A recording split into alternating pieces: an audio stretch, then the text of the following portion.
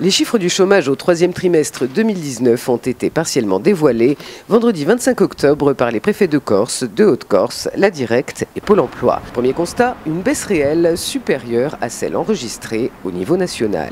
Je voudrais quand même d'abord souligner les résultats obtenus au niveau des chiffres. Alors derrière les chiffres, après, il y a des raisons, mais si on se compare notamment au niveau national, nous avons en Corse une baisse qui est beaucoup plus importante, puisque sur un trimestre, c'est une baisse de 2,5% du nombre de chômeurs.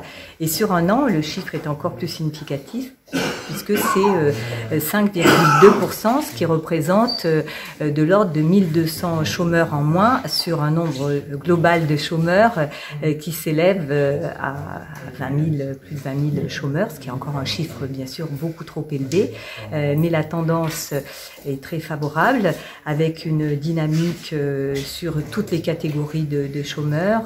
J'ai expliqué effectivement que c'était une tendance durable puisque c'est lié à la mise en œuvre des politiques gouvernementales, notamment la réduction des charges pour les entreprises, la flexibilité aussi au niveau de l'emploi, qui fait que les entreprises embauchent aussi plus facilement. Mais si elles embauchent, c'est pas seulement parce qu'il y a des baisses de charges, mais c'est parce qu'il y a aussi des besoins sur le territoire.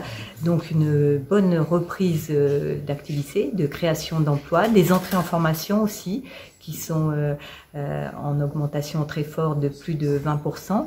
Là, il y a des moyens qui sont mis en place à la fois par l'État et la collectivité de Corse à travers le plan régional d'investissement dans les compétences que nous avons signé en juillet.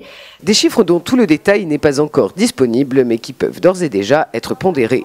Ainsi, en incluant les catégories D et E, la baisse est ramenée de 5,2 à 3,6%, un recul qui reste significatif sans toutefois permettre de déterminer la pérennité des emplois. On est dans une situation structurellement favorable, avec notamment de belles perspectives en termes d'investissement. Je pense notamment à toute la programmation qui reste dans le cadre du plan exceptionnel d'investissement de l'ordre de 200 millions d'euros, mais également le plan très volontariste de maîtrise de l'énergie avec des financements importants pour la rénovation énergétique des bâtiments, ou encore la rénovation urbaine, par exemple à Bastia, comme l'a évoqué le préfet de Haute-Corse. Les plans d'investissement sont souvent générateurs d'emplois de circonstances liés aux travaux entrepris. La meilleure perspective pour un emploi durable réside donc du côté de l'apprentissage mis en avant par les institutions nationales et locales. L'apprentissage, on a l'habitude de le dire, c'est la voie royale vers l'insertion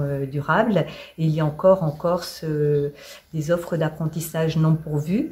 D'où cette politique de communication que nous avons engagée autour du mercato d'apprentissage, qui fait que ce sont les jeunes apprentis qui parlent aux futurs apprentis et qui peuvent mettre en avant tous les bénéfices de l'apprentissage, qui nous ont parlé aussi parfois des difficultés. Donc toutes ces politiques et la volonté locale qui se dessinent font qu'on peut être, je pense, optimiste pour l'emploi en Corse.